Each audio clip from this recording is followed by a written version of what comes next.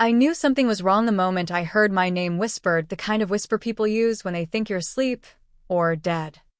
That's how the night began, quiet, cold, and heavy in a way that made the air feel different. I remember sitting up in the dark, rubbing my stiff knees the way I always do before standing, and thinking only about one simple thing: water. Just a glass of water. That's all I wanted at 3 a.m. But life has a cruel way of taking the smallest moments and twisting them into something unforgettable. My name is Margaret, 68. Widow, mother, grandmother, and lately a guest in my own life. After my husband passed from heart failure last winter, the house felt too silent, too wide, too cruel. Every wall echoed memories I wasn't ready to face, so when my son Daniel insisted I move in with him, just for a few months, I didn't argue. I didn't have the strength to. He said it would help me heal. He said I wouldn't be alone. And for the first few weeks, I told myself he was right. But adjusting to someone else's home at my age, it's not as simple as people think. If you're still here, welcome to Voice of Jenna, a place where stories aren't just told, they're felt.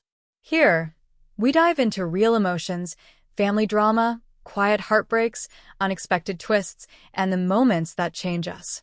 So sit back, relax, and let me tell you what happened next. You don't just pack a suitcase, you pack a lifetime, and then try to shrink it down so you don't bother anyone. Daniel's house was warm and modern, the kind of place where every surface shines and every cabinet closes softly. His wife Lena liked everything neat, color-coordinated, scented like lavender and eucalyptus. She kept the curtains open in the morning and closed at exactly 7 p.m. She folded towels like those fancy hotels I've only seen in magazines. She called me Margaret, never Mom, and always with a tight-lipped smile. I didn't mind. At this age, a person learns to accept what's given. That night, the hallway felt colder than usual. My slippers made a soft whisper against the wooden floor as I walked, careful not to make noise. The house sleeps lightly, Lena especially. She has the kind of ears that can hear dust settle. So I held my breath as I passed their bedroom door, afraid of waking her. That's when I heard it. A hushed voice behind the bathroom door. My name. Then silence. Then the soft, wet sound of someone crying. I froze. My first thought should have been concern, but instead, something deep inside me turned uneasy. People don't whisper names at 3 a.m. unless something is wrong. Terribly wrong. I leaned a little closer, not meaning to eavesdrop, just listening the way a mother listens when she's afraid. Yes, she's still here, a voice murmured. Not Daniel's. Not even Sophie's little sleepy mumble. No. It was Lena. My heart started beating slowly, almost painfully, as if each thud had to push through doubt. Why would she be crying? Why would she be talking about me? Before I could make sense of it, the plumbing groaned, the whispering stopped, and I panicked, slipped back toward my room like a guilty child afraid of being caught. The shadows felt heavier as I shut my door softly and pressed my back against it. I didn't get the water. My mouth stayed dry. My thoughts stayed louder than my heartbeat. By morning, I tried convincing myself I misheard everything. Grief sometimes plays tricks on the mind, and I've had plenty of grief to go around. I brushed my thin gray hair into its usual bun, put on my soft blue cardigan, the one Daniel says makes me look comfortably grandmotherly, and joined them for breakfast. The kitchen smelled of coffee and toasted bread. Warm things. Familiar things. Things that should have calmed me. But Lena's eyes told a different story. She didn't look tired like someone who cried all night. She looked irritated. Sharp. Her movements were clipped, precise, like she was holding something inside her, and it was taking effort. Daniel smiled at me the same gentle way he always did. His shoulders sloped with exhaustion from work, but his voice held warmth. Morning, Mom. Sleep okay? I hesitated, then nodded. Yes, dear. As well as I could. A small lie, but harmless. Or so I thought. Sophie ran in next, her tiny feet thumping against the tiles, her hair sticking out in soft brown tufts like a baby bird. She threw her arms around me, burying her face in my stomach. Grandma, You smell like mint tea, she giggled. I laughed and hugged her back, letting her joy wash over me. Children have that magic, the kind that makes pain feel softer for a moment. But behind her, I saw Lena stiffen slightly, her jaw tightening.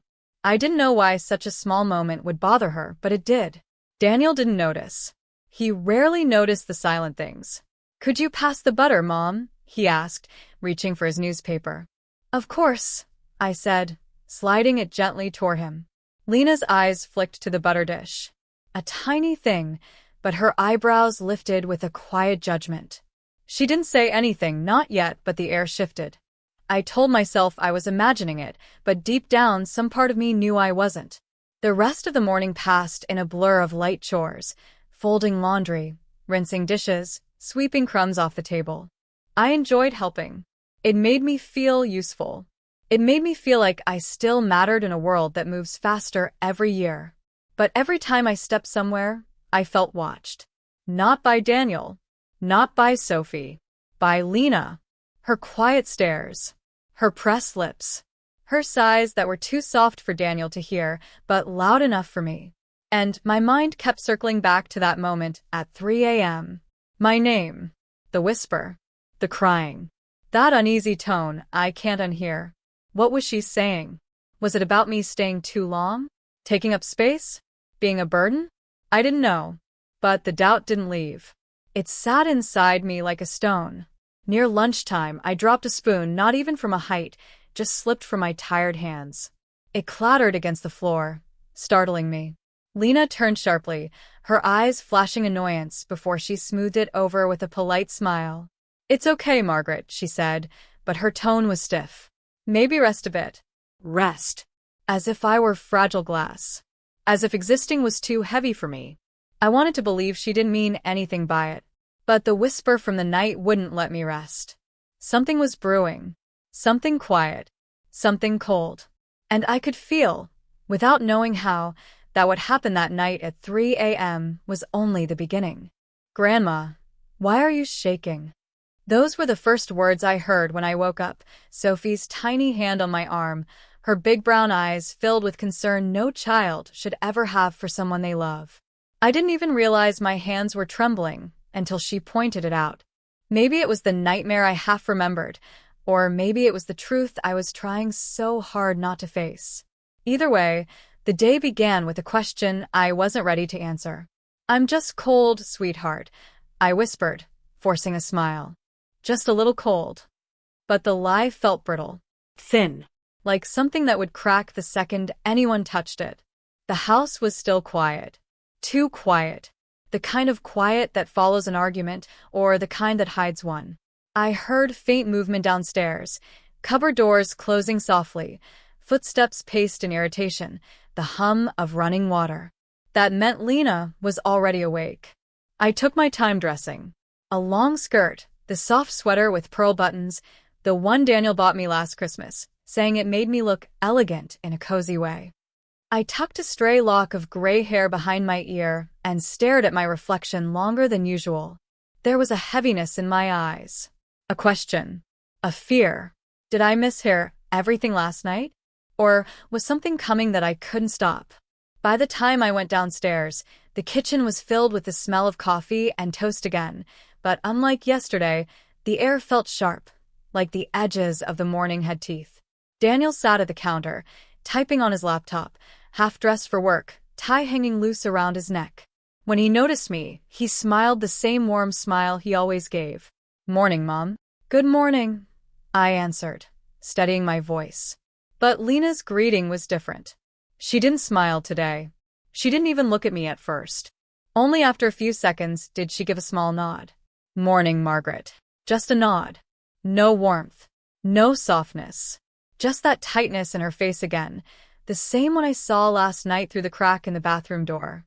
I poured myself tea, careful not to spill, careful not to make noise. Everything I did that morning felt careful. That's how living with someone else works. You become aware of every sound, every footstep, every breath. "So," Daniel said, glancing between us, "anything planned for today, Mom?" "I might do some baking," I replied. Sophie likes helping with cookies. Sophie perked up instantly. Can we make chocolate ones? I smiled.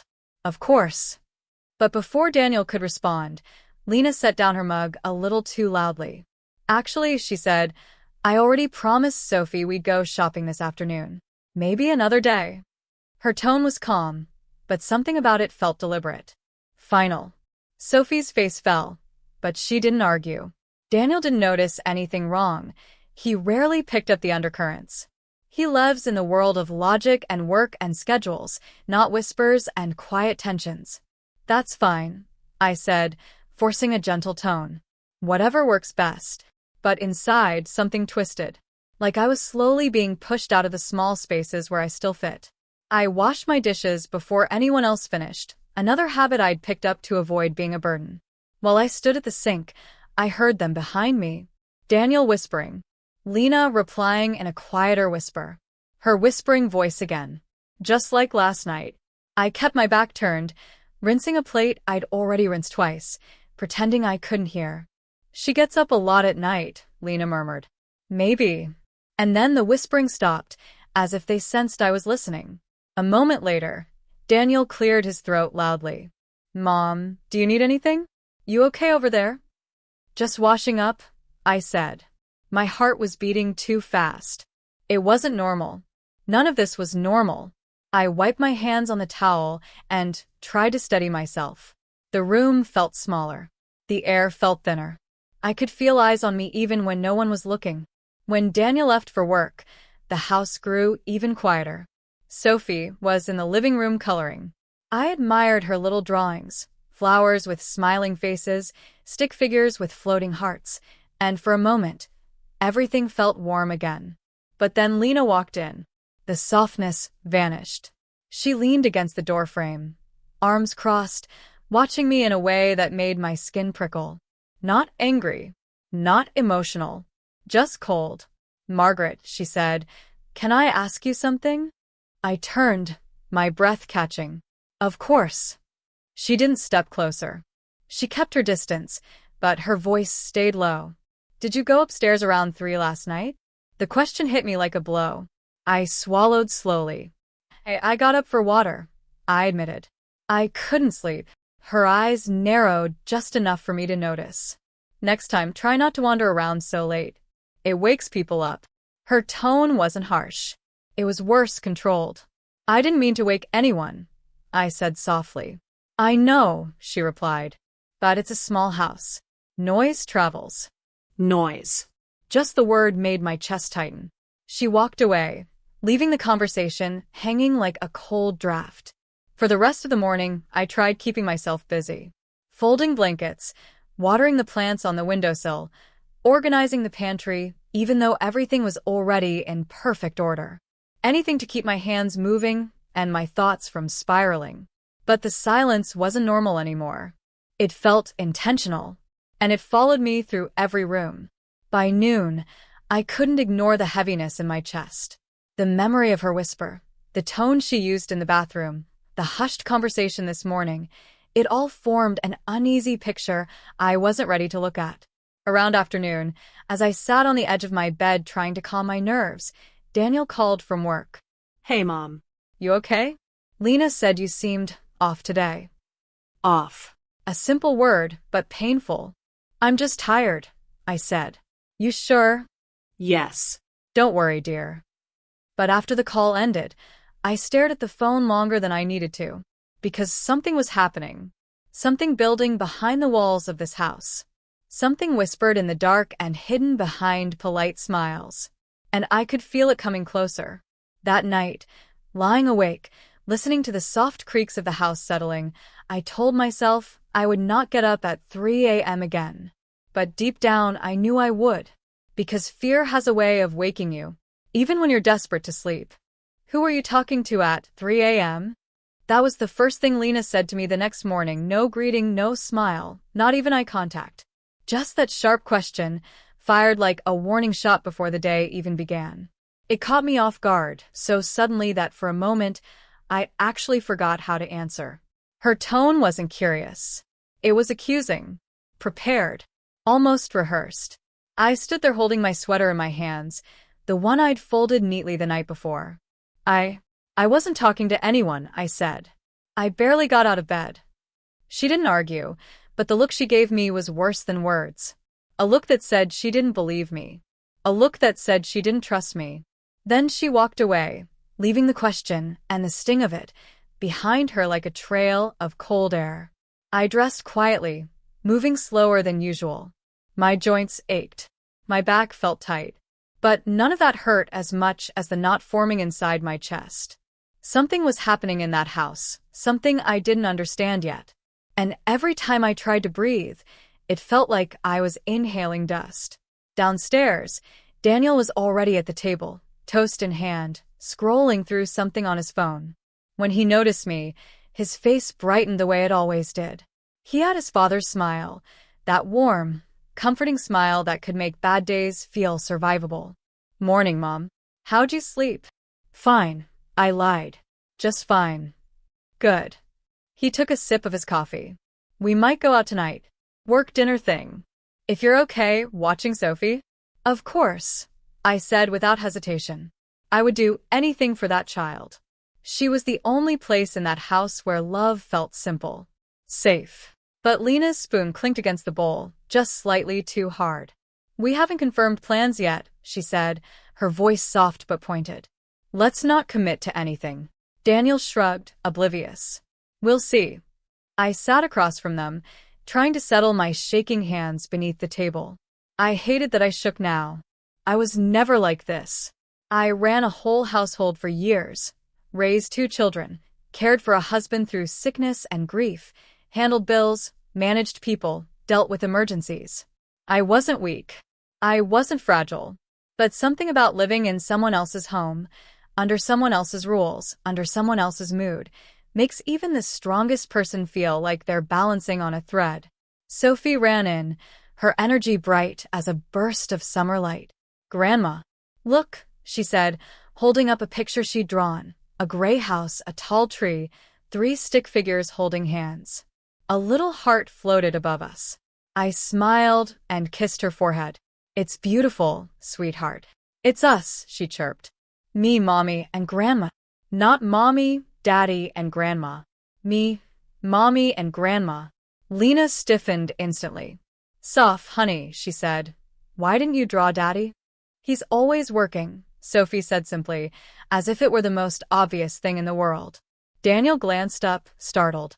"That's not, Sophie, I'm home every day." "Yeah," she shrugged, "but you're busy." The silence that followed was heavy. Tense. Uncomfortable. I felt my heart squeeze. Not because of the comment, children speak truth before adults learn to hide it, but because I saw the flicker in Lena's face. Resentment. Deep. Sharp. Directed at me. As if I had somehow influenced that picture. As if I had taken something from her. As if I was the problem. I didn't tell her anything. I whispered, unable to stop myself. "I didn't say you did," Lena replied, but her tone said exactly that. Daniel tried to lighten the mood, but failed miserably. "Come on, sophomore. Let's add Daddy to the picture too." "No," she said, hugging the paper protectively. "It's perfect like this." Lena turned away, jaw tightening. The morning dragged like a heavy curtain. Every word I spoke felt like it was weighed and measured. Every step I took felt observed. By noon, I escaped to the small garden. The autumn air was crisp, the leaves crunchy under my feet, the sky a dull gray that matched the heaviness in my chest.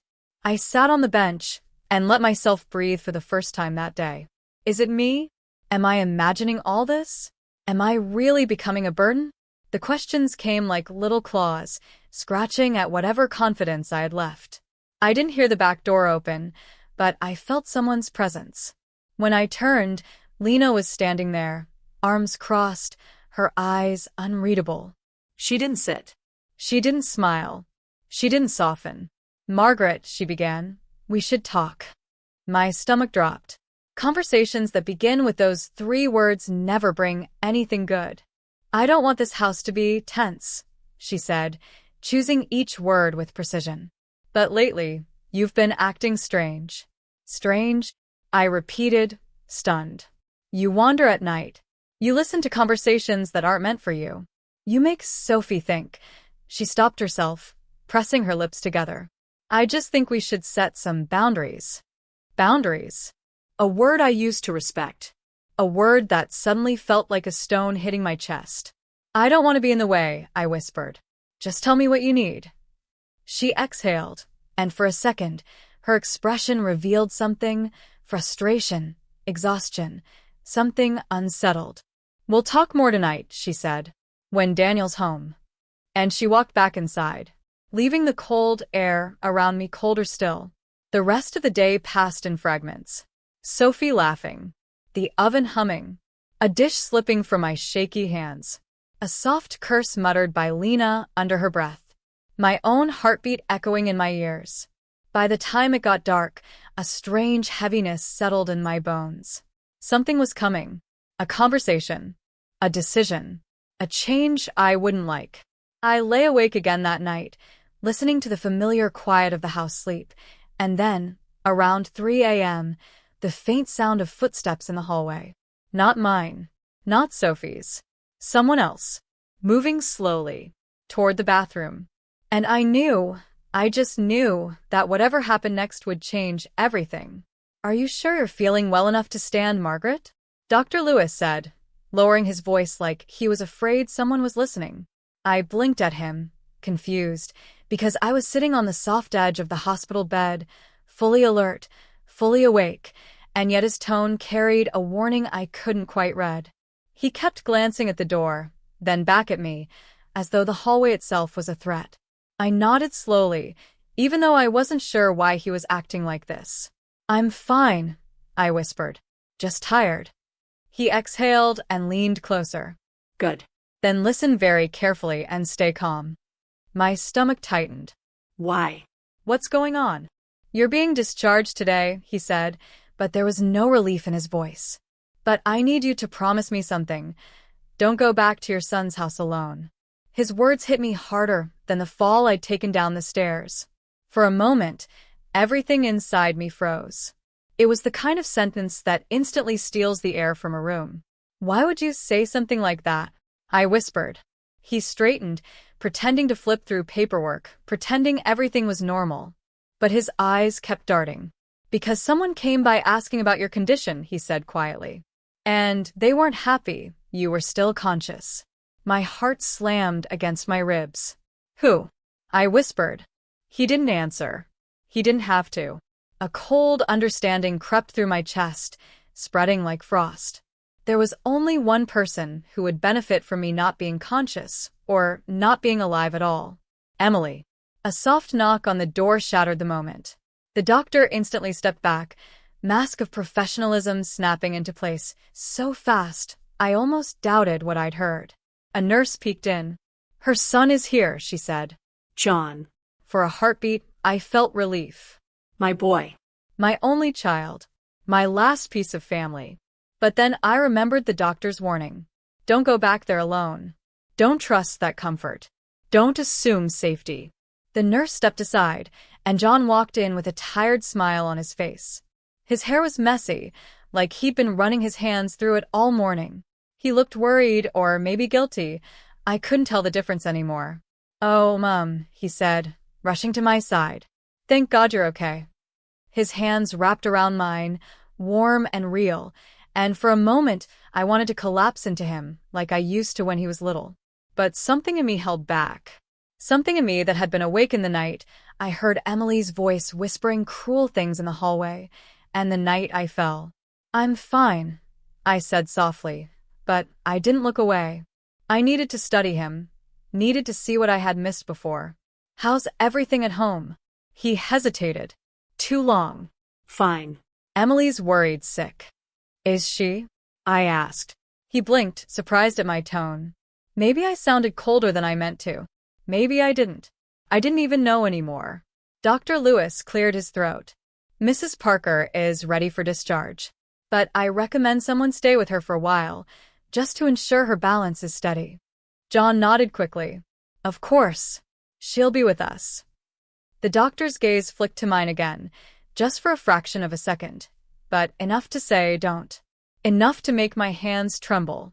But I smiled at John anyway. Actually, I said quietly, I've already spoken with someone about staying somewhere else for a few days. His brows shot up. Someone, he repeated, like the idea of me having any life outside his house was shocking. Who? An old friend, I said. It wasn't true, not yet. But it would be. I'd figure something out. I had to, just until I'm fully recovered. He frowned, confusion shifting into irritation. Mom, that's unnecessary. We can take care of you. We. He meant Emily. The room suddenly felt smaller, tighter, like the walls knew something I didn't. I think it's best for now, I said gently, even though my voice shook. I don't want to inconvenience you and Emily. His jaw tightened. You're not an inconvenience. But he didn't say Emily doesn't mind. He didn't say she wants you to come home. He didn't say anything at all. The tension in his silence was louder than shouting. Dr. Lewis stepped forward, clearing his throat again, making the air shift. Mrs. Parker, before you leave, I need to go over a few more instructions. Then he turned to John. Would you mind giving us a minute? John glanced between us, suspicious now. Why? Can't I stay? Hospital policy. The doctor lied smoothly. One-on-one discharge discussions. It wasn't policy. I'd been discharged before. This was a warning. John reluctantly stepped out, but before he closed the door, he looked back at me with a face I couldn't read, worry mixed with something sharper. The moment the door clicked, the doctor leaned in again. Mrs. Parker, he said, voice low and urgent. Whatever you do, do not let them pressure you to go back there today. Not until you feel safe. My breath caught. Do you think someone pushed me? He didn't answer directly. He just said, your injuries aren't consistent with a simple fall. A chill crawled along my arms. Someone pushed me. Someone wanted me hurt. Someone wanted me gone. All this time, I'd been telling myself I was imagining things, that I was old, tired, forgetful, too suspicious. But now I couldn't hide behind excuses. I wasn't imagining anything. I'd heard Emily whispering cruelty in the dark. I'd felt a force on my back before I hit the stairs. And now someone was checking if I was still conscious. The doctor straightened again as footsteps approached the door. He shifted back into his professional persona, shoulders squared, face neutral. Just as the nurse opened the door again, he stepped away. I swallowed hard, bracing myself. When I looked up, Emily was standing in the doorway. Her eyes were wide, her face pale, her smile too tight to be sincere. She clutched her handbag like she was squeezing the life out of it. Oh, Margaret, she said in a voice that sounded painfully sweet. We've been so worried. For the first time, I didn't shrink. I looked straight at her. And something in my voice, something new, something strong, surprised even me. I won't be coming home with you today. Her smile didn't fade. It cracked. Just a hairline fracture. But enough for me to finally see the truth beneath it. Enough to know that the real battle was only just beginning. Are you saying you're not coming home? Emily asked, her voice light but her fingers tightening around her handbag like she was crushing something invisible inside it. Her eyes flicked toward the hallway where John had disappeared, then back to me, calculating. She always calculated. Every smile, every sigh, every gesture. Nothing from her was ever natural. Not anymore. I took a slow breath, steadying my shaking hands. Yes, I said calmly. Not today. The air sharpened instantly, like the temperature in the room dropped several degrees. A nurse walked by the door, glancing in briefly, but the moment passed too quickly for it to feel like protection. Emily's smile stretched again, but it was brittle, fragile. Of course, she murmured, stepping inside, closing the door behind her a little too slowly. If that's what you want. It wasn't a question. It wasn't even a sentence. It was a warning. She came closer, her heels clicking softly on the floor, each step tapping directly against my spine. You know, she whispered, leaning against the small table beside me. John has been very stressed, worried, exhausted. I know, I said quietly. He's been barely sleeping, she continued, her voice sugar-coated and poisonous. Trying to take care of work and you. The way she said you felt like a slap. I didn't react. I couldn't afford to. Her eyes hardened, but only for a flash, like she was adjusting her mask again, correcting the slip. Well, she said, straightening her blouse with a flick, I suppose if you'd rather recover somewhere else, we'll have to manage. Somehow. It hurt, of course it hurt. I wasn't made of stone. But the hurt didn't weaken me the way it used to. Now it fed something else. Something that had been sleeping in me for years. The instinct to survive. I kept my voice steady. It's better for everyone right now. She tilted her head. Everyone? Or just you? Before I could answer, the door opened and John stepped back in with a stack of discharge papers. He smiled at me, but there was tension in his shoulders that hadn't been there before. Something had happened in the hallway, something he wasn't saying. Mom, ready to go? He asked softly. I nodded, but Emily spoke first.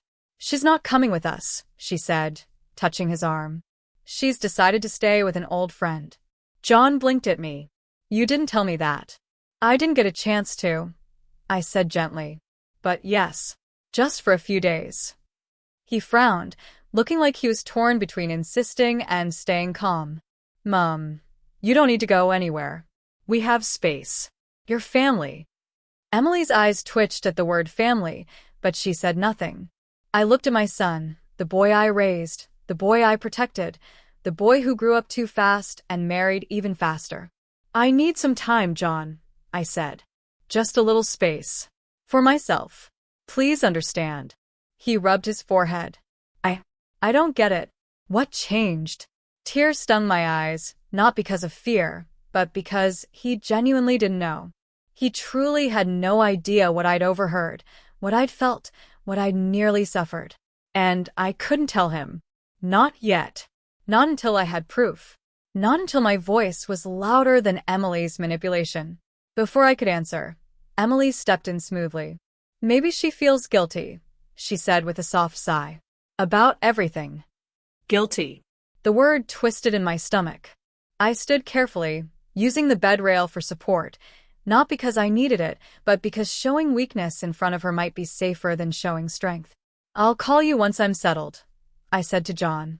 He opened his mouth to insist, but Emily touched his arm again, and he fell silent.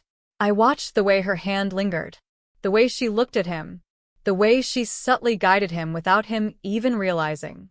It was like she had strings attached to his shoulders. And I wasn't going to let her use those strings to pull me back into that house. The nurse returned with a wheelchair, protocol for elderly patients being discharged. I let her help me sit, and as she pushed me toward the hallway, I could feel Emily's gaze burning into the back of my neck. The ride home wasn't home. Not anymore. At the exit, John leaned down and kissed my forehead. Please text me, he whispered. I don't like this. I will, I promised. Emily stepped closer, crouching slightly so her face was level with mine. Her smile stretched again. Take care of yourself, Margaret. Accidents happen so easily when you're alone. A cold shiver raced through me. The nurse began pushing me out before I could respond. Outside, the air felt too bright. Too loud. Too big. I hugged my cardigan tighter around me as the nurse helped me into a taxi I had asked for myself. When the door closed, when the car pulled away, when the hospital walls disappeared in the rearview mirror, I finally breathed. But it wasn't relief. It was resolve. I didn't know exactly where I was going yet. I didn't know what the next few days would bring. I didn't know the depth of what Emily was hiding or what she was willing to do. But I knew this.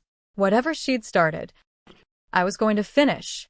The taxi turned a corner, and for a fleeting second, I thought I saw a familiar car behind us. Dark. Steady. Following too closely. I blinked, heart pounding. No, it couldn't be. Could it? The taxi sped up at the green light. The car behind sped up too. My fingers dug into my handbag. I whispered into the air, almost like a prayer. Lord, give me strength. Because suddenly, I had the terrifying feeling that Emily wasn't done with me. Not even close. The taxi driver kept glancing at me in his rearview mirror, the way someone does when they sense something is wrong but don't know how to ask. I tried to look relaxed, but my hands wouldn't stop trembling. I kept them curled in my lap, hidden beneath my cardigan sleeves, hoping he wouldn't notice. The car behind us turned the same corner again. Same distance. Same speed. Same quiet persistence. My stomach tightened. "Ma'am, you okay back there?" the driver finally asked. "Yes," I lied. "Just a bit dizzy." He nodded and focused on the road again. I watched the dark car in the mirror. It stayed behind us through 2 lights, then 3. When we turned left, it turned left. When we slowed, it slowed. It could have been coincidence, but my gut whispered otherwise. I leaned slightly forward. "Can you take a different route, please? A longer one?" He raised a brow but shrugged. "Your ride." The moment he changed lanes suddenly, the car behind us hesitated, just for a second. A single, telling hesitation. My breath caught. Then it followed again. My body felt cold, like my blood had drained straight out of my fingertips. I pressed my palm against the window to steady myself, the cool glass grounding me. That's when my phone buzzed. A message. My heart thudded as I unlocked the screen. From Emily. "Did you arrive safely?" Safely. My entire body froze at the word. I looked back at the mirror. The car behind us sped up, closing the distance. I felt the driver's eyes flick toward me again. "You sure you're all right?" I think someone is following us." He didn't laugh. Didn't question me. His jaw tightened. "Sit tight." He accelerated sharply. The sudden motion pushed me back against the seat, and for the first time in hours, I felt like someone was on my side.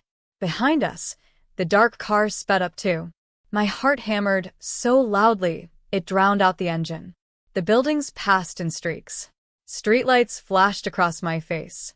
The taxi took a sudden turn down a narrow residential street, one I never would have remembered if he hadn't taken it. The dark car shot past us on the main road. I gasped.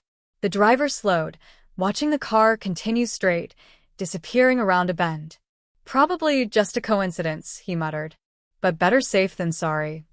"Thank you," I whispered, my voice cracking with relief. He glanced at me again, and for a moment, I felt like someone saw me. Not as a burden, not as a problem, not as a story to twist, but as a person who needed help. We drove another 15 minutes before he stopped in front of a modest yellow townhouse, the home of my childhood friend, Sandra. I hadn't spoken to her in years, but she was the only name that came to mind when the nurse asked my emergency contact earlier. She'd cried on the phone when I told her everything in broad strokes. Told me to come, no matter the hour. The driver stepped out and helped me with my small overnight bag. "Take care, he said softly, looking genuinely concerned. "And maybe let someone know what happened." I nodded. "I will. Thank you." After he left, I stood on the sidewalk, staring at Sandra's door. The porch light flickered above me, casting long shadows. My hand shook as I lifted it to knock, but the door flew open before I touched it. Sandra stood there, hair messy, eyes red from crying, housecoat tied crooked. "Margaret," she cried, pulling me inside and clinging to me like we were both drowning. "I've been pacing since you called." Her arms were warm. Solid. Familiar. I didn't realize I was crying until my tears dampened her shoulder. She pulled back, cupping my cheeks. "Let me look at you." "My God, you're pale." "Sit down." "No, wait, have you eaten?" "Do you need tea?" "Water." "Sandra," I whispered. "I'm okay. I'm just tired." She squeezed my hands, guiding me to the living room couch where the lamp was already on, blankets neatly stacked, a pair of slippers waiting on the floor. She had prepared everything for me. Everything that Emily never bothered to.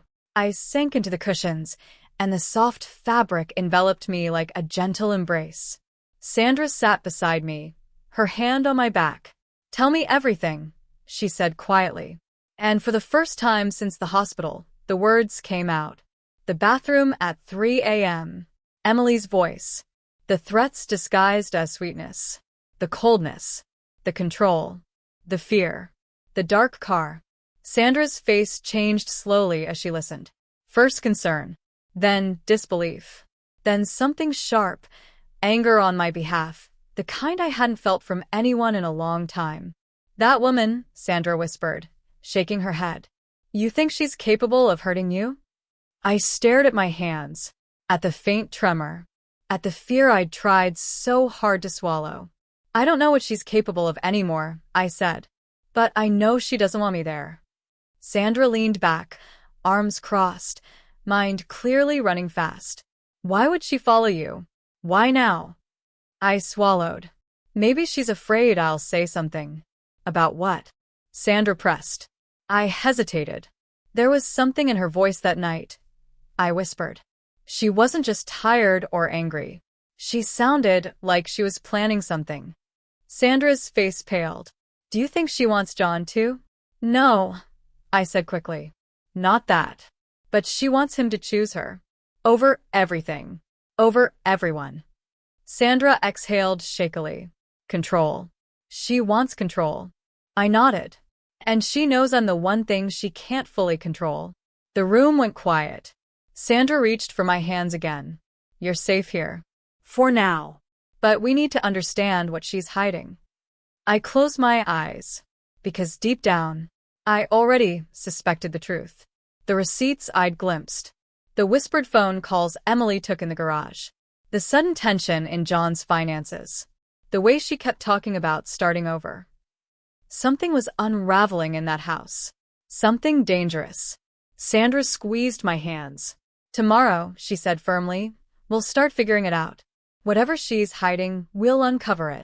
I nodded, but sleep crept over me slowly, heavy and unforgiving. My body ached. My mind buzzed. My heart pounded even as my eyes drifted shut.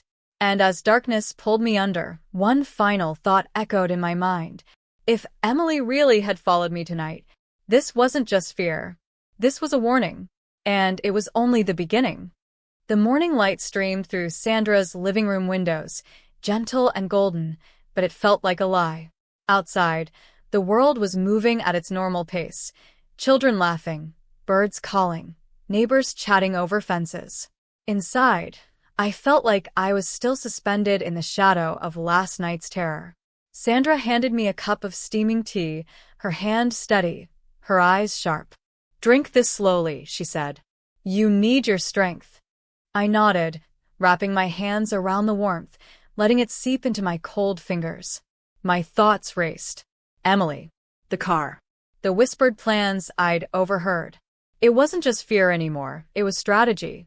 She was trying to push me out, keep me silent, make me invisible. I had to think. I had to act. Sandra watched me silently, as if she could read the storm behind my eyes. Finally, she asked, Do you want to go back today? Or do you need more time? I shook my head. I can't wait. I need to know what she's doing. I need to see for myself. My voice sounded steadier than I felt. Determination had a way of masking fear. Sandra reached for a notepad and pen, jotting down notes as I described everything. The bathroom door slightly ajar, Emily's words like ice against my spine, the way she kept glancing at John as if measuring him, calculating him. The dark car outside, the way it followed me, the driver's brief look of concern, it all painted a picture I couldn't ignore. You're not imagining this, Sandra said firmly. She's trying to intimidate you. She wants control. And the more afraid you are, the more power she thinks she has. I exhaled, realizing she was right. I'd been walking carefully, tiptoeing around the house, trying not to upset her, trying to be invisible. But invisibility wasn't a shield. It was a trap. Sandra's phone buzzed. She glanced at it, frowning. I just got a text from John. He's heading to the store, but he doesn't know you're here. I didn't tell him. He shouldn't see you until we're ready. I nodded. John. My son. The one person caught in the middle. I didn't want to drag him into this, but he deserved to know what his wife was capable of. He deserved to see the truth. We spent the morning planning. Sandra drew maps, marked the times I could safely observe the house, suggested ways to approach the situation without alerting Emily. Every word she spoke was like a lifeline, pulling me back from the edge of helplessness. By mid-afternoon, my resolve had solidified. Fear was still there, sharp and bitter, but now it had an edge of clarity. I knew I had to face this head-on. Not just for me, but for the life I'd built and the respect I deserved. Sandra packed a small bag with essentials: water, a notebook, her old digital recorder, and a flashlight.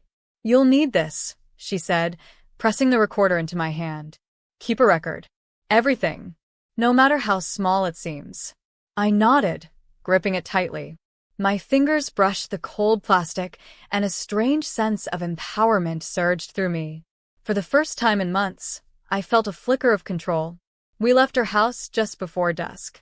The streets were quiet, the sun low, painting the town in muted golds and long shadows. Every step toward my home felt like stepping into a battlefield. Every heartbeat drummed like a warning. We parked 2 blocks away and crept closer on foot. I peeked through the hedges. Emily was in the kitchen, humming quietly, but the way she moved, the tension in her shoulders, betrayed her calm. John was on the couch, scrolling through his phone, completely oblivious. I felt anger coil tight in my chest. This wasn't just deceit. It was manipulation, and she thought she could get away with it because I'd been polite, silent, and careful. Sandra whispered, "You're doing the right thing. Keep watching. Learn everything you can." I nodded. My eyes stayed fixed on Emily. And then I saw it. The envelope on the counter. Thick, official-looking, addressed to John, but Emily had picked it up, scanning the front with a calculating glance. Something in me froze. That envelope could hold anything: bills, legal papers, a contract, or something far worse. I pressed closer to the hedge. My heart raced. Sweat beaded at my temples. Every instinct screamed at me to retreat, but I couldn't. I had to know. Emily slipped the envelope into her bag and moved toward the door. That's when John looked up, finally noticing her. "Emily, what's that?" She smiled, casual, perfectly practiced. "Just a mail. Nothing to worry about." But I saw it. The slight hesitation. The way her fingers tightened around the bag strap. She didn't want him to see. She didn't want anyone to see. My stomach dropped. Whatever was in that envelope, it wasn't good. Sandra squeezed my hand. "We wait. And then we act." I nodded again, my resolve solidifying into steel.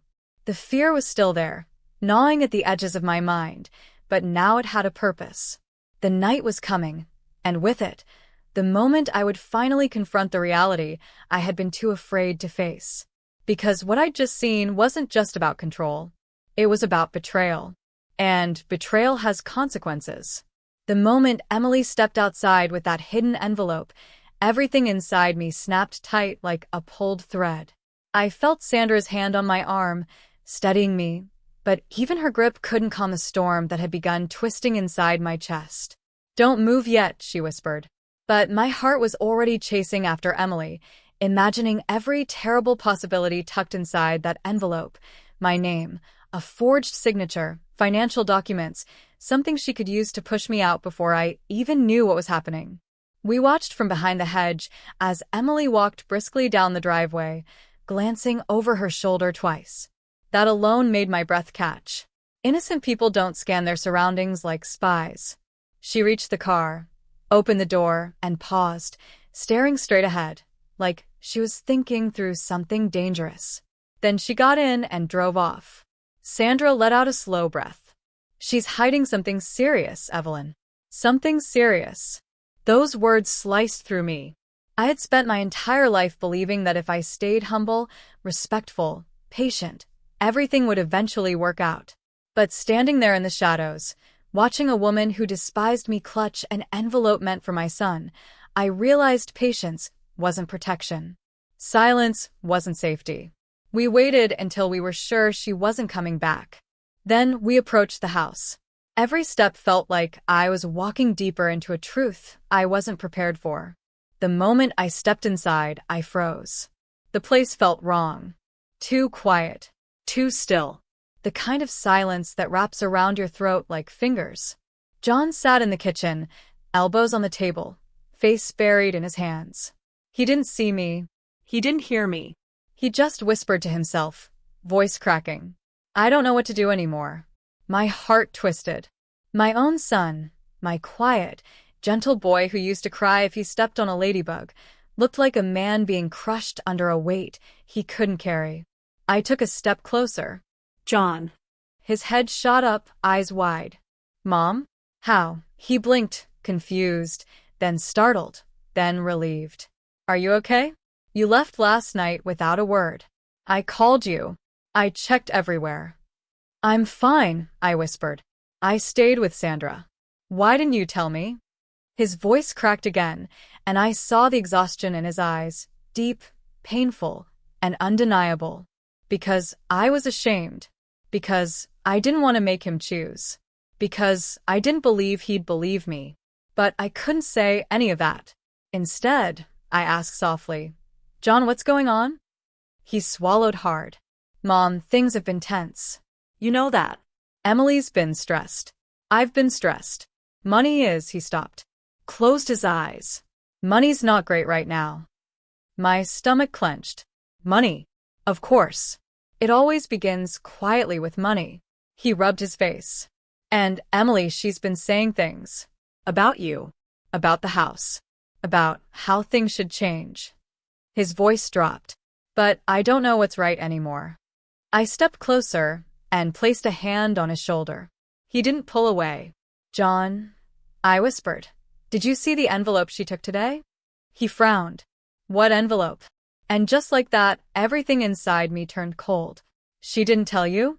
My voice trembled despite my efforts to keep it steady. It had your name on it. He shook his head slowly, confusion sharpening into something darker. What are you talking about? What envelope? I opened my mouth to explain, but suddenly the front door opened. Emily walked in. The moment she saw me, her entire expression shattered. Her eyes widened, her mouth tightened, and her steps faltered. She wasn't expecting me home. Not today. Not ever. Evelyn, she said, blinking too fast. You're back. Her voice was calm. But her hands were shaking. John looked from her to me, then back to her. Emily, Mom said you took an envelope for me. Where is it? For the first time since I'd entered their home months ago, Emily froze. Just stopped breathing. Just stopped blinking. Just froze. She glanced at her bag, a tiny flicker, not even a second long, but I saw it. John saw it. Anyone would have seen it. He stood up slowly. Emily, show me the envelope.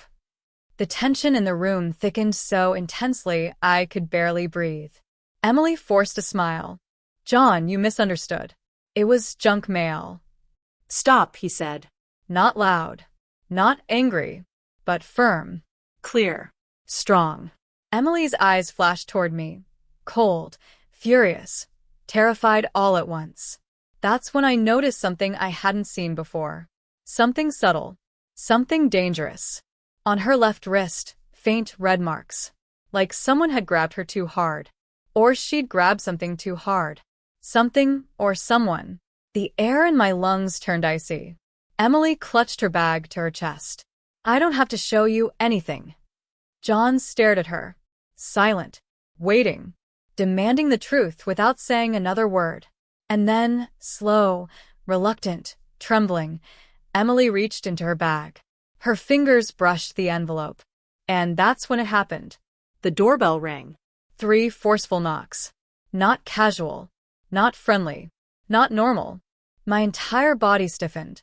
Sandra, from behind me, whispered. Don't open it. Emily's eyes widened. John went pale. And something unspoken filled the room. Fear. Someone was outside. Someone waiting. Someone connected to that envelope. Emily clutched the envelope tighter, her breath quickening. The knocking came again, harder this time.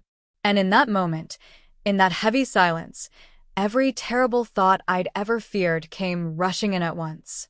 Whatever was inside that envelope, whoever was behind that door, it wasn't good. And I realized too late that I was standing in the middle of something far darker, far bigger, and far more dangerous than I ever imagined. I don't think I'll ever forget the sound that left my throat in that moment.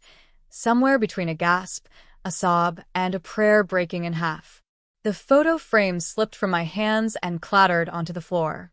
But Mark, he didn't bend to pick it up. He didn't bark at me. He didn't even look annoyed. He rushed forward like a scared little boy. Mom, hey. Sit down. Sit down, please. His hands were under my elbows, guiding me toward the bed because my legs were shaking. I didn't even realize the tears were already falling until I felt one hit the back of my hand. How long? I whispered. Mark swallowed hard. A few months. A few months. I felt something inside me collapse. Not physically worse. It was the part of me that believed my son still saw me as his mother. That tiny flicker of hope I carried through every insult, every cold glance, every lonely night in this house. And now I knew the truth. They had planned it, discussed it, decided my future without me. Why? My voice wasn't angry. It wasn't fierce. It was tired, like the question had been carved straight out of my bones. Mark sat beside me, close but not close enough. It's complicated. No, I said quietly. It's not. He flinched. I looked up at him, and for the first time in years, I didn't see my son. I saw a man who had been worn down, controlled, twisted into something unrecognizable. And that hurt even more. Why didn't you talk to me first? I whispered. He closed his eyes. Because I knew you'd say no. And that gave you the right to decide for me? Mom, we're drowning. Bills, repairs, kids' school fees. Clara's been stressed out of her mind. She said. I murmured. Clara said. Mark froze. His jaw tightened. She thought the nursing home would be safer.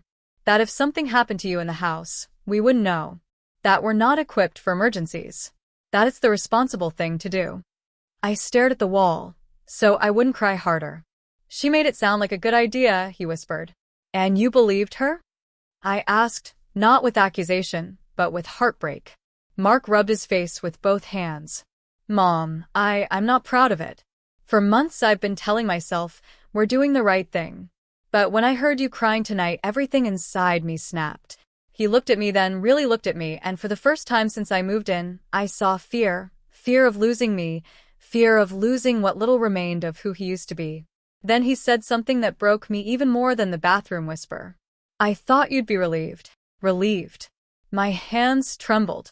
Mark, I came here because I wanted to spend more time with you. With the kids. I didn't come because I needed a place to stay. I didn't come because I needed care. I came because I missed my son. His face crumpled. And instead, I continued softly, I became a burden on a list you both were eager to check off. No, Mom, don't say that, he whispered, leaning forward like he wanted to erase the last few months of distance. Then what should I say? I whispered. Silence. The first honest silence we had shared in years. I watched him battle with himself. His eyes went glassy, his breathing uneven. The weight of his choices sat on him like wet cement. Clara said you weren't happy here, he finally admitted. She said you felt out of place, that you felt like you didn't belong. A sad smile tugged at my lips. That part, I said, is true. Something inside him cracked. He grabbed my hand, hesitant, almost afraid I'd pull away. Mom, please. Don't leave. Let me fix this. I'll talk to Clara. I'll tell her the nursing home is off the table. I gently pulled my hand back. Not harshly. Just enough for him to feel the truth. You should have talked to me long before talking to her. His shoulders sagged. We sat there in the dim light of my small room. Two people who loved each other, but somehow got lost on opposite sides of a river neither of us noticed widening. Mark wiped his face with the back of his hand. I don't know how to undo what I've done. You start, I whispered, by listening. He nodded slowly. Okay. And by choosing what you believe is right, I added softly, not just what Clara tells you. He looked down at his wedding ring, turning it around his finger the way he used to as a teenager when he was nervous. I don't want to lose my family, he whispered. You won't, I said gently. Not if you remember that I'm part of it. For a moment, the room felt warm again. familiar. Almost like when he was 10 years old and used to crawl into my bed after a nightmare. But life doesn't rewind. And love doesn't erase wounds. It only helps them heal. Mark stood up, wiping his eyes again. I'll fix it. I promise. I nodded, but inside, I wasn't sure. I'd believed his promises before. He walked toward the door, hesitating in the doorway. Mom, I'm so sorry. The words floated in the air between us, fragile and trembling. I know, I whispered. When he finally left, closing the door gently behind him, the silence that returned wasn't the lonely kind. It was the kind that comes just before a storm breaks, or before a woman finally decides how to rebuild her life on her own terms. And I knew exactly what I needed to do next. Not for revenge. Not for escape. But for myself. For the part of me that refused to disappear quietly in someone else's shadow again. I wiped my cheeks, took a deep breath, and whispered into the empty room. It's my turn now. The morning after everything unraveled, the house was too quiet, unnaturally quiet. A kind of silence that didn't feel peaceful. It felt suspended, like everyone was holding their breath. I sat at the kitchen table with my hands wrapped around a mug of tea that had long gone cold. The steam had left it hours ago, but I still held it because it was something to hold. Something that didn't pull away from my touch. Every few minutes, I'd hear footsteps upstairs, then silence. Clara was awake. And she was avoiding me. Good. I had spent months shrinking myself just to keep the peace. Months pretending not to hear the sighs, the whispered comments, the slammed cupboards. But something changed last night. Not in her. In me. And when a woman my age decides she's had enough, nothing can stop her. I was staring out the window when I heard soft footsteps come down the stairs. For a moment, I thought it was Mark, but the footsteps were too delicate, too controlled. Then she appeared. Clara. She walked into the kitchen wearing her expensive silk robe, her hair perfectly pinned, not a strand out of place. She always looked like she was preparing to be photographed. Even at 7 a.m., her eyes met mine for a single second. A single, sharp, assessing second. Then she opened the fridge like the door had personally offended her. I didn't say anything. Not yet. She poured almond milk into her glass, stirring it like she was waiting for me to break the quiet. But I didn't. I let the silence stretch between us like a tight rope she would eventually slip from. She finally cleared her throat. I heard you and Mark talking last night. I didn't respond. He woke me up, she continued, shrugging as if it were a minor inconvenience. He was upset. Dramatic, even. I slowly looked at her. Do you know why he was upset? She blinked. Once, twice, like she was surprised I'd spoken. He said you overheard something you weren't supposed to, she said, taking a sip from her glass. I would have preferred to explain it to you myself, but, well, what's done is done. My fingers tightened around the mug. Explain. Explain. Like she was doing me a favor. Clara leaned her hip against the counter, crossing her arms with that effortless arrogance she wore like perfume. You have to understand, we were thinking about what's best for everyone. This house is small. We don't have the space or time to care for you properly. And Mark is, well, he's overwhelmed. He works too much. He's exhausted. My voice was steady when I spoke. And you?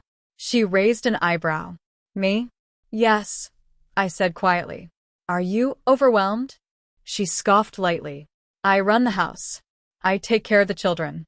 I manage our schedules. You don't take care of me. The words were soft, but they hit her like a slap. She put down her glass a little too hard. I didn't mean it like that. You did, I said calmly. And that's all right. I'm not asking you to care for me, Clara. I never asked for that. I only asked for a place in my son's life. Her eyes narrowed, cold and sharp. Mark has started thinking emotionally. He's too soft when it comes to you. You guilt him. You always have. Guilt him. That did it. I stood up. Slowly.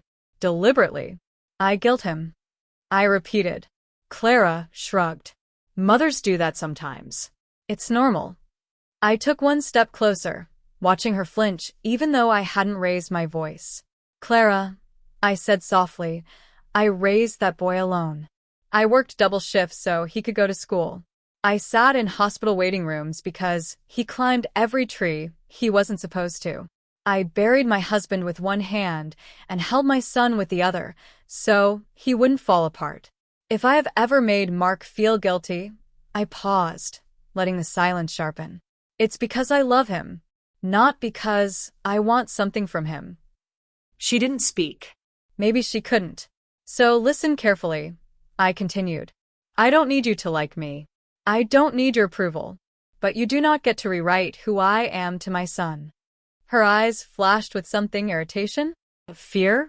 Or maybe the realization that she had never intimidated me as much as she wanted to.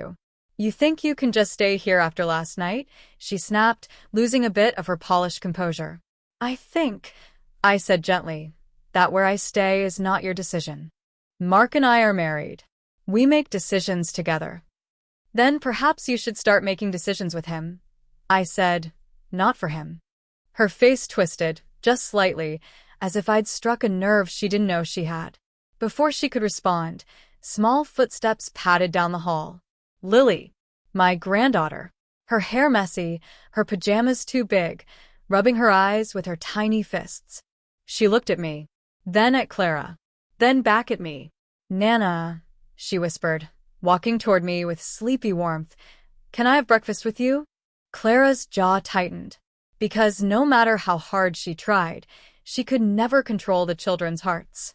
I bent down, lifting Lily onto my lap. "Of course, sweetheart." She rested her head on my shoulder. Clara watched us with something dark flickering behind her eyes, something raw and unfiltered. Possession. Territory. Fear. It confirmed everything I needed to know. She didn't dislike me because I was a burden. She disliked me because I was loved. And love, to people like her, feels like competition. I kissed Lily's hair and looked up, meeting Clara's gaze with a calm she didn't expect. "This conversation isn't over," she whispered sharply. "No," I said softly. "But the part where I stay silent, that's over." The kitchen fell quiet again. But this time, the quiet belonged to me, not her. And as I held Lily close, feeling her tiny heartbeat against my chest, I realized something I never dared admit before. I wasn't the weak one in this house. I never had been. And Clara was about to learn exactly what that meant. The day everything truly changed didn't begin with shouting or accusations. It began with a knock. A soft, hesitant knock at my bedroom door later that afternoon. I was sitting at the edge of the bed, folding some clothes I'd washed myself, because I'd learned long ago not to wait for help that would never come. The sunlight fell through the curtains in thin, tired lines, and I wondered how much longer I could stay in a house where every kindness felt borrowed. "Mom," Mark's voice was quiet. Too quiet. "Come in," I said. He opened the door a few inches, then stepped inside like a man walking into a confession booth. His eyes were swollen. His left hand trembled slightly as he closed the door behind him. He sat beside me on the bed. For a long moment he said nothing, just breathed, just tried to find a place to start. Finally, "Mom, I heard what happened this morning." I folded the last shirt and placed it gently on the stack. "What exactly did you hear?" He let out a long, broken sigh. "Everything." My heart tightened. "Everything." He nodded. "I heard Clara. I heard the way she spoke to you. I heard the things she said last night. And I heard," his voice cracked, "I heard Lily ask you to stay. Mom, I didn't know. I didn't know how bad it had become." I placed my hand on his, steadying it. "Mark, I didn't want to put you in the middle." He looked at me with eyes full of something I hadn't seen in months, maybe years. Regret. Shame. And love. "You're my mother," he whispered. "You raised me. You protected me. You gave me everything you had. And his voice broke entirely. I let someone make you feel unwanted in your own family." I squeezed his hand gently. "You didn't let anything happen. You just didn't see it." "I didn't look," he corrected softly. "And that's worse." Silence settled over us again, heavy, but honest this time. Then he stood up suddenly, as if making a decision had pulled him to his feet. "I'm going to talk to her," he said. "Really talk to her. And this time, I won't let her twist things. I won't let her make you feel small." I touched his arm. "Don't fight. Just speak your truth." "I will," he said. "But the truth may be a fight." He walked out of the room, and a few minutes later I heard it, the low rumble of voices downstairs. His voice. Clara's voice. Rising, falling, clashing like two storms meeting in the same sky. I didn't go down. Not because I couldn't, but because I finally trusted my son to stand on the ground I had raised him on. After what felt like an eternity, the house grew quiet again. Then the footsteps came. Slow. Certain. And this time they were his. He pushed open my door. His expression was softer, clearer, steadier than I'd seen in years. "Mom," he said quietly, "pack your things." My heart lurched.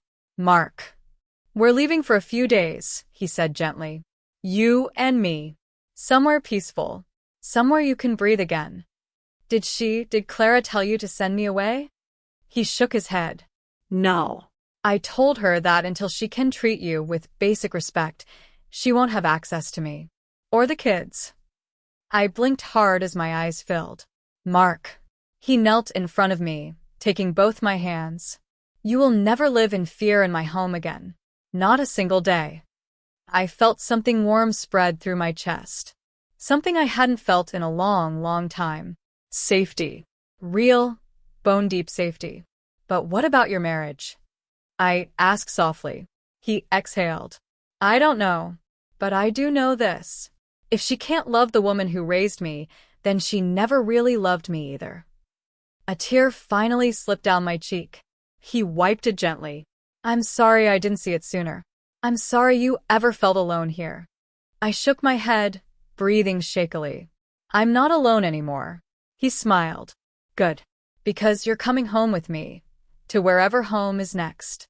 That afternoon we packed a small suitcase for me, and Lily slipped her favorite stuffed bear inside when Mark wasn't looking. "For Nana," she whispered in my ear.